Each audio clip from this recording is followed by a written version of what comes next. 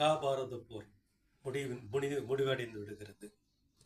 எல்லோரும் கொஞ்ச நாள் கழித்து எல்லோருமே இறந்து விடுகிறார்கள். கிருஷ்ணருக்கும் இறப்பு வருகிறது.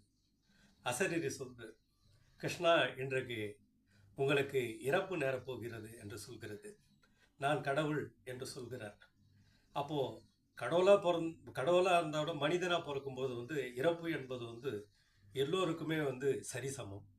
அதனால் கிளி ரூபம் எடுத்துட்டு ஒரு மரத்து மேலே போய் உட்காந்துடுறான். அந்த பக்கமாக ஒரு வேடன் வரான். பார்க்கும்போது அந்த கிளி அழகாக தெரிகிறது. உடனே அவன் பானத்தை எடுத்து அந்த கிளி மேலே படுறான். அந்த கிளி மூச்சாகி கீழே விழுந்து விடுகிறது. அப்பொழுது கிருஷ்ணர் இறக்கிறார். இது எல்லோருக்குமே ஒரு பாடம் தான்.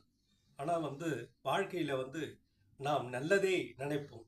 இந்த பிறவி எடுப்பது நல்லதே நினைப்பதற்கு தான். நல்லதே நினைப்போம், நல்லதே செய்வோம். வாழ்க வளம்.